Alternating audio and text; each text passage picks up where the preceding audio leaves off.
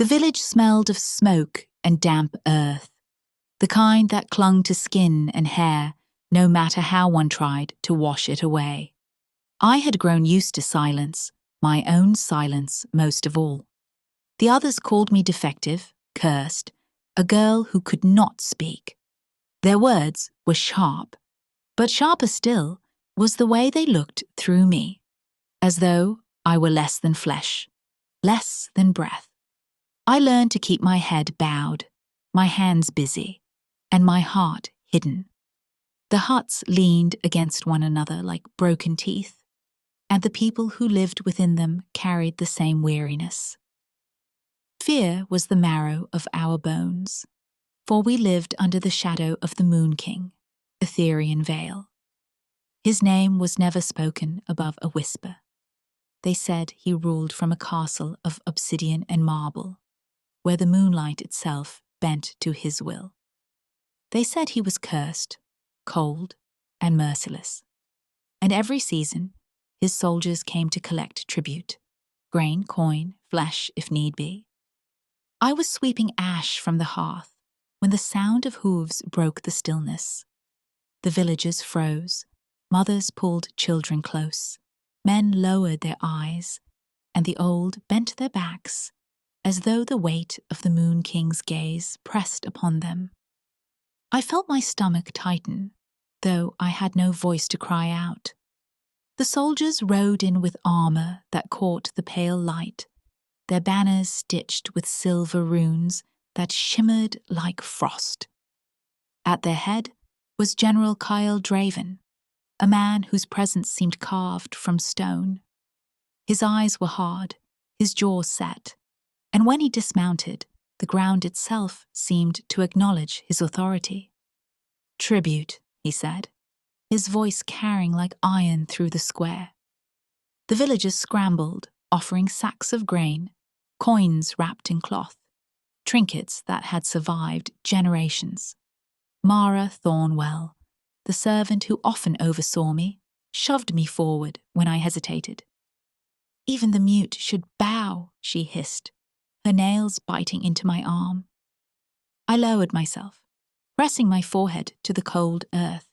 My hands trembled against the dirt, and shame burned through me. I was nothing, worthless, a girl without a voice. But then, something broke inside me. A soldier's horse snorted, its hooves striking sparks against stone, and the sudden sound startled me. My breath caught, and before I could stop it, a sound escaped my throat. Not a cry, not a word, but a note.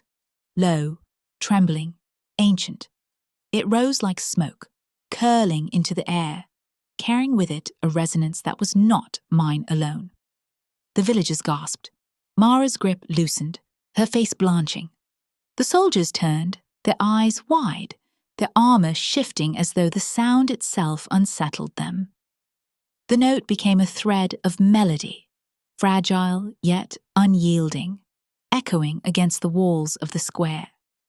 I tried to swallow it back, but it was not mine to control. It was something older, something buried deep within me. When the sound faded, silence fell heavier than before. I knelt there, trembling, my lips pressed shut, my heart pounding against my ribs.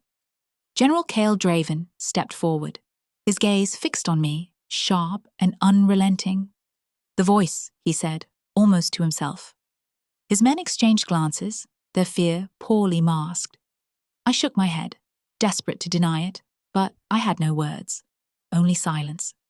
Kyle's hand closed around my arm, firm and unyielding. "She comes with us," he declared. Mara sputtered. "She is nothing, my lord, a useless girl. She cannot." "She can," Kyle interrupted, his tone final. "The Moon King will decide." The villagers shrank back, unwilling to meet my eyes. Some looked relieved, others horrified. I felt the weight of their judgment pressing down, heavier than the general's grip. My knees scraped against the stone as he pulled me upright. I wanted to scream, to beg, to cling to the earth that had been my prison and my home. But no sound came. Only the echo of that involuntary song lingered in the air, a ghost that betrayed me. Chaos soldiers closed in, their armor whispering against itself, their faces pale beneath the moonlight. I was surrounded, trapped, and yet a strange heat flickered in my chest, a shameful, dangerous longing. For what? I did not know. Perhaps for the unknown, perhaps for the cold halls where silence ruled. The general's grip tightened, and I stumbled as he dragged me toward the waiting horses. Mara's eyes followed, sharp with cruelty, but she did not move to stop them. No one did. The village receded behind me, its smoke and damp earth swallowed by the night. Ahead lay the road to the castle, to the Moon King, to whatever fate awaited me. My heart thrashed against its cage, and though my lips remained sealed, I felt the echo of that song still trembling in my bones. I was taken. The road to the castle stretched like a wound across the land, pale under the moonlight. I rode behind General Kyle Draven, bound by silence and the weight of eyes that never softened. The soldiers did not speak to me, nor to one another. Only the sound of hooves and the occasional clink of armor filled the night. My village had vanished into shadow, and with it the life I had known, worthless though it was. The air grew colder as we climbed. Hills gave way to jagged cliffs, and soon the castle appeared, rising from the stone like a black crown. Obsidian walls gleamed under the moon, runes carved deep into their surface. The sight stole my breath, though not in awe. It was a place built for silence, for fear. When the gates opened, the soldiers led me inside. The corridors were vast, lined with marble that reflected the pale light of torches. Every step echoed, swallowed by the hush that seemed to rule here. I felt the weight of unseen eyes, though no one spoke, no one greeted. They took me to a chamber where Mara Thornwell awaited. Her lips curved in a cruel smile, her eyes sharp with satisfaction. She had followed me from the village, though now she wore the livery of the castle, silver threads woven into her dark gown. "Strip her," Mara commanded, hands pulled at my clothes, rough and unyielding. I tried to resist, clutching at the fabric, but they tore it away. My skin prickled under the cold air, shame burning hotter than the torches. I wanted to vanish, to sink into the stone. Mara watched, her gaze lingering, savoring my humiliation. "Wash her," she said. They dragged me to a basin where water steamed faintly. It smelled of herbs, sharp and unfamiliar.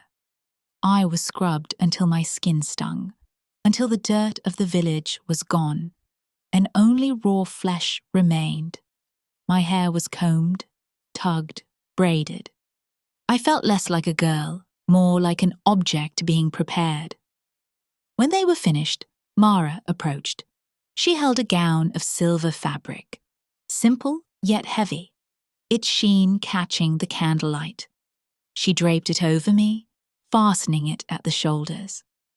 The cloth was cool against my skin, and though it marked me as chosen, it carried no honor. It was a shroud, not a gift. "You will wear this," Mara said, her voice low, deliberate. "It tells the world you belong to him, but do not mistake it for respect." Her words cut deeper than the cold. I lowered my eyes, though inside a flicker stirred, a defiance I dared not show. She leaned closer, her breath sharp against my ear. "Speak only when commanded." I almost laughed, though no sound came. I could not speak at all.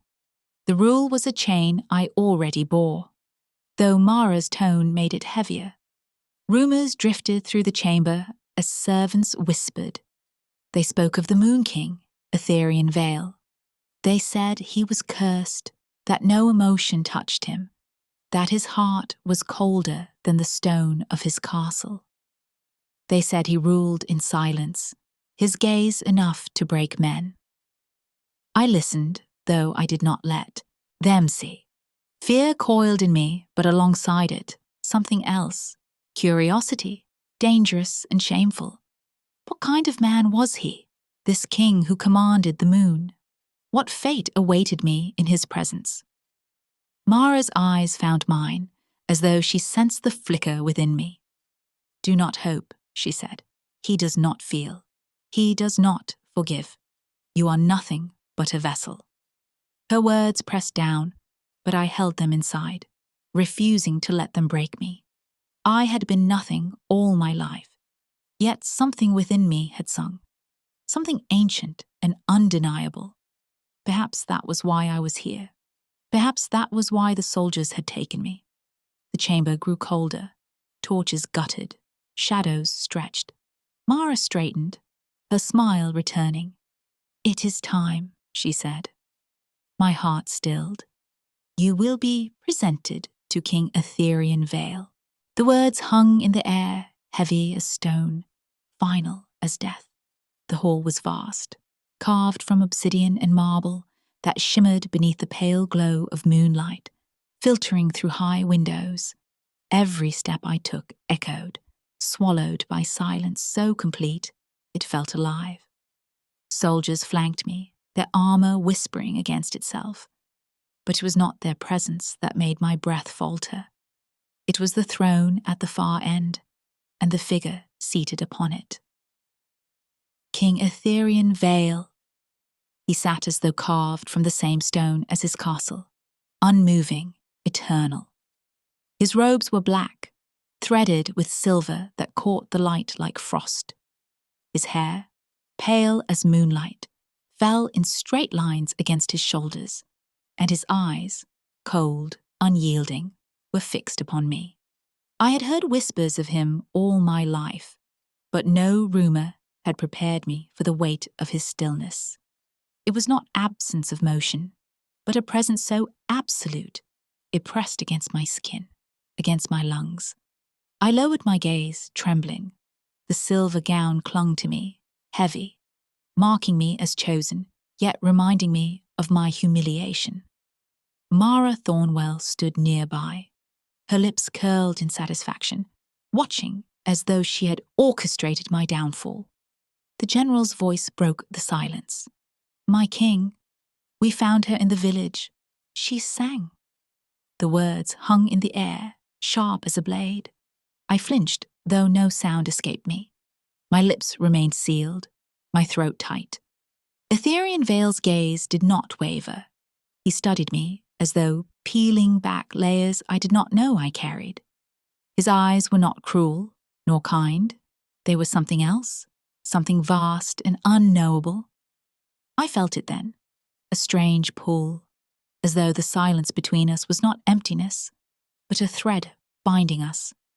My heart thrashed, shame and fear colliding with something I dared not name. He rose. The movement was slow, deliberate, yet it carried the weight of inevitability.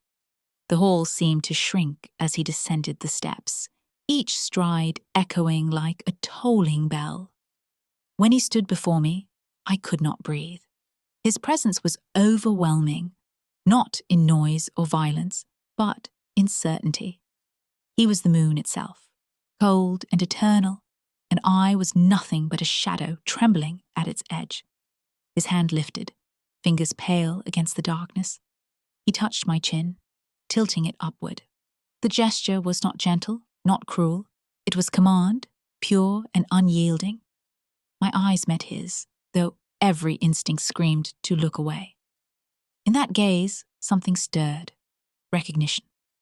Not of me as I was, mute and worthless, but of something buried deep, something ancient. He saw it. He knew. My breath caught, and for a moment I thought the song would rise again, unbidden. But it did not.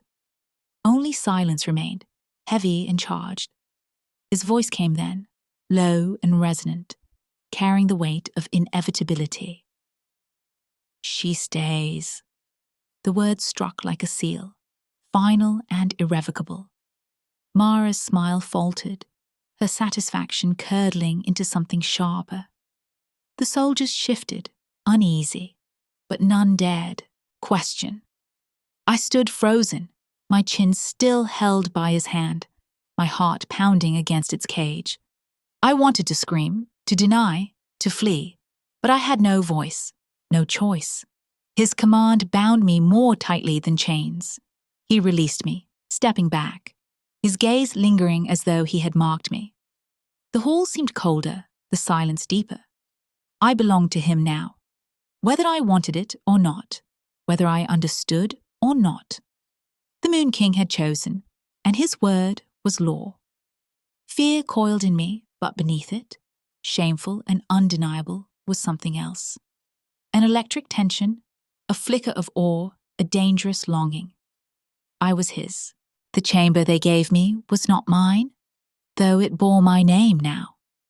It lay close to the king's own quarters, a place of polished marble and obsidian walls etched with runes that glowed faintly under moonlight. The bed was vast, draped in silver fabric that whispered when I touched it, too fine for hands like mine. The air was colder here, heavy with silence, as though the stones themselves listened. I did not belong.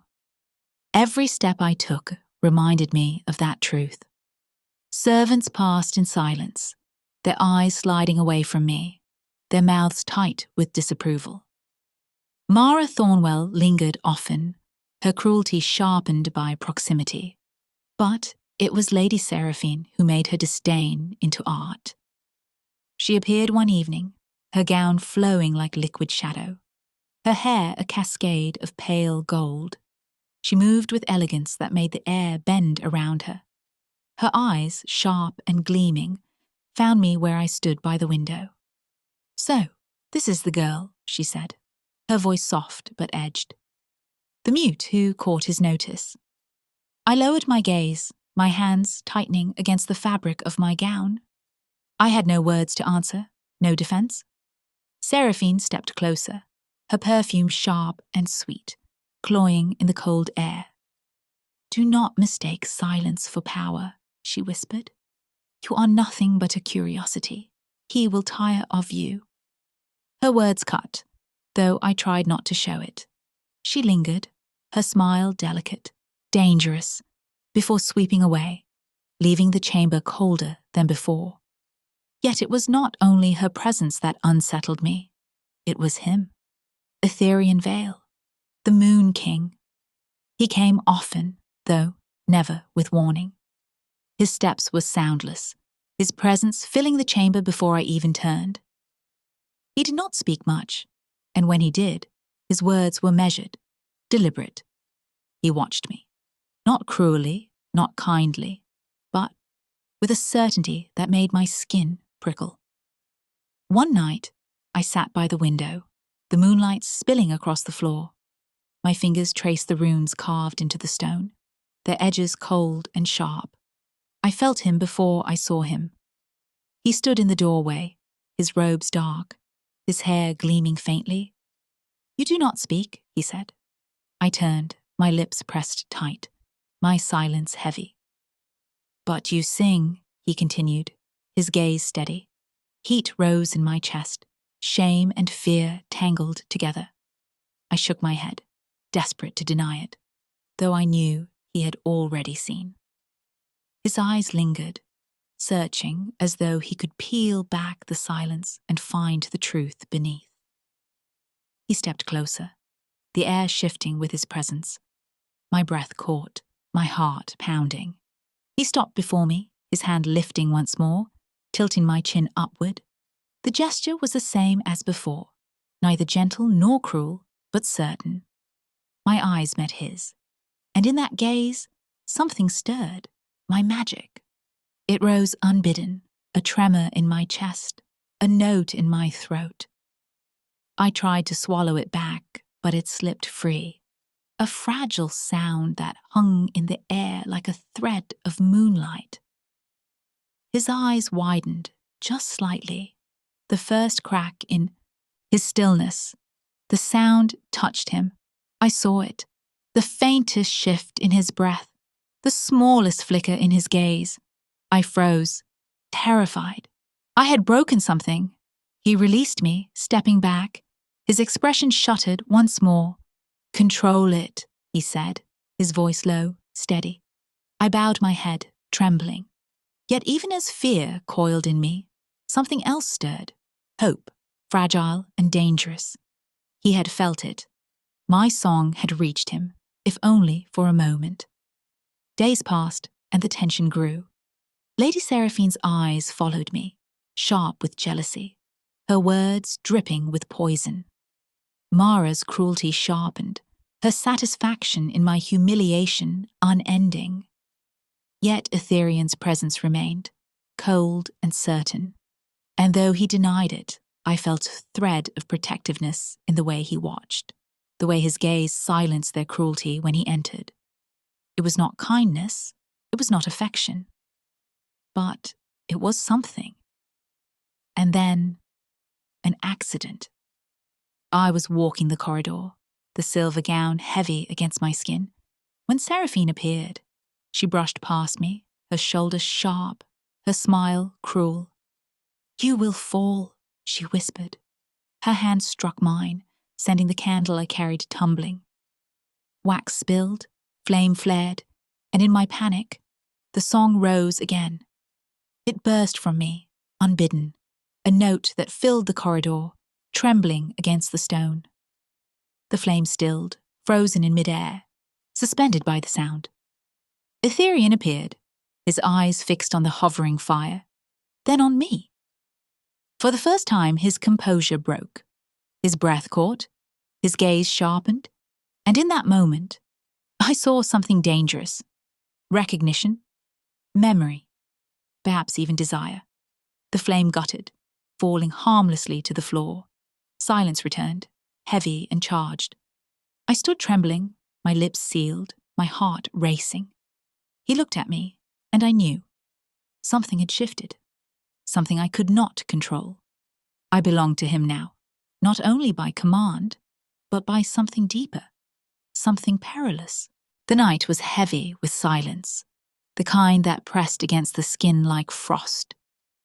My chamber was lit only by a single candle, its flame trembling as though it feared the darkness.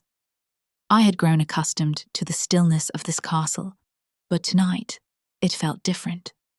Charged, waiting. The door opened without sound. Etherian Vale entered, his presence filling the room before I could rise. He did not wear his crown, only a dark robe that shimmered faintly under the candlelight. His eyes found me, steady, unyielding, and yet something lingered there, something fractured. "You should know," he said, his voice low, resonant, carrying the weight of inevitability. "Why you are here." I lowered my gaze, my hands tightening against the silver fabric of my gown. I had no words, no voice to answer, only silence. He stepped closer, the air shifting with him. "I am cursed," he said, "bound by the moon itself. My reign, my power, my silence. It is not choice. It is prison." The words struck like cold water. I lifted my eyes, searching his face. He was carved from stillness, yet beneath it I saw the faintest crack, the shadow of pain. "The curse," he continued, "was wrought long ago. It strips me of feeling, of warmth, of the mortal pulse. I rule, but I do not live. I command, but I do not feel. Only the moon sustains me, and only the moon binds me." My breath caught. The rumors had spoken of his emotionless reign, but to hear it from his lips, to see the shadow in his eyes, it was unbearable. He turned, his gaze falling upon the candle. "Your voice," he said, softer now. "The song that escapes you, it is not mortal. It is moonborn. It is the key." My heart thrashed against its cage. I shook my head, trembling. I did not want this truth, did not want the weight it carried. It could break the curse, he said, his voice steady, though his eyes betrayed the faintest flicker. Or it could destroy me. The words hung between us, heavy, final. My lips pressed tight, my silence louder than any cry. He stepped closer, his hand lifting once more, tilting my chin upward. The gesture was the same as before, certain, commanding. But tonight it carried something else. His eyes met mine, and for the first time, I saw not only power, but vulnerability. The air thickened, charged. My breath trembled, my heart raced. His face was close, too close, the cold of him mingling with the heat rising in me. I felt the pull, dangerous and undeniable, as though the moon itself bent us toward one another. His lips hovered near mine, not touching, not claiming, but waiting. The silence between us was unbearable, fragile, electric. My chest ached, my throat burned with the song that threatened to rise. And then, interruption. The door burst open. Lady Seraphine stood framed in the light of the corridor, her gown flowing like shadow, her eyes sharp with fury. "My king," she said, her voice dripping with venom. "You risk everything for a mute girl." The moment shattered. Etherian released me, his gaze shuttered once more, his stillness returning like armor. The air grew colder, the tension broken, yet lingering. Seraphine's eyes found mine, gleaming with triumph. "She will ruin you," she whispered, before sweeping away, her presence leaving the chamber colder than before. I stood, trembling, my lips sealed, my heart pounding.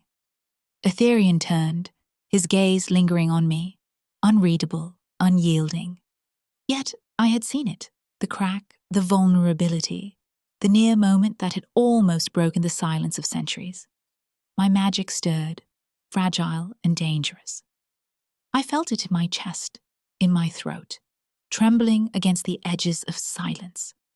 I did not know if it would save him or destroy him, and I did not know if I wanted either. The candle guttered, its flame bending as though listening. The silence deepened, heavy with uncertainty. The castle had grown quieter since the night of revelation. The corridors still whispered with runes, the marble still gleamed under moonlight, but something had shifted. I felt it in the way the air moved when he entered, in the way silence no longer pressed as heavily against my chest. Etherian veil came often, though never announced. His presence filled the chamber like tide water, inevitable, steady. He did not speak of the curse again, nor of my voice, but the weight of those truths lingered between us. I carried them with me, fragile and heavy, like a secret carved into bone. Lady Seraphine's eyes followed me still, sharp with disdain, but her words no longer pierced as deeply. Mara's cruelty dulled, her satisfaction soured. For though I was still mute, still marked, I was no longer only property. Something had changed. One evening, I sat by the window, the silver gown pooling around me, the moonlight spilling across the floor. My fingers traced the cold stone, the runes etched deep. I felt him before I saw him. He stood in the doorway, his robes dark, his hair pale, his gaze steady. "You remain," he said. I lifted my eyes, meeting his. My silence was answer enough. He stepped closer, the air shifting with him. "Not as tribute," he continued, his voice low, deliberate. "Not as property." My breath caught. His words were heavy, final, yet uncertain. He paused as though searching for something he could not name. "You remain," he said again, softer now, "because I choose it." The words struck deep, not command but vow. My heart thrashed against its cage, shame and longing tangled together. I lowered my gaze, trembling, yet inside a quiet choice stirred. I would stay. Not because I was bound, but because I chose it. The silence between us thickened, charged. He stood before me, his hand lifting once more, tilting my chin upward. The gesture was the same as before, certain, commanding, but tonight it carried something else. His eyes met mine, and in that gaze, I saw not only power, but recognition. My magic stirred, fragile and dangerous. A note trembled in my chest, rising unbidden, but I swallowed it back. I did not need to sing. The silence was enough. He released me, his hand lingering just a moment longer than before. The air grew warmer, the shadows softer. We stood there, bound not by chains, not by command, but by something deeper, something unnamed. I accepted it, not with obedience, not with surrender, but with quiet choice. The moonlight spilled across us, silver and eternal. His gaze lingered, mine held. No words passed, no song rose, yet the connection was undeniable. He reached for my hand, his fingers brushing mine. The touch was not gentle, not cruel, but certain. I did not pull away. In that silence, a vow was made, not spoken, not sung, but felt. I belonged to him, and he to me, not as king and subject, not as master and property, but as something else, something unfinished yet undeniable. The candle guttered, the flame bending as though listening. The silence deepened, warm and haunting. And in that silence, I knew, whatever name it carried, whatever fate it bore, it was ours. The moon watched, eternal, and the night held its breath. I did not speak, I did not sing, but I chose, and he chose me. The world remained unfinished, but the moment lingered, tender, haunting, eternal, like the hush before a song. Thank you for listening. Another story will find you soon. With love, Claire,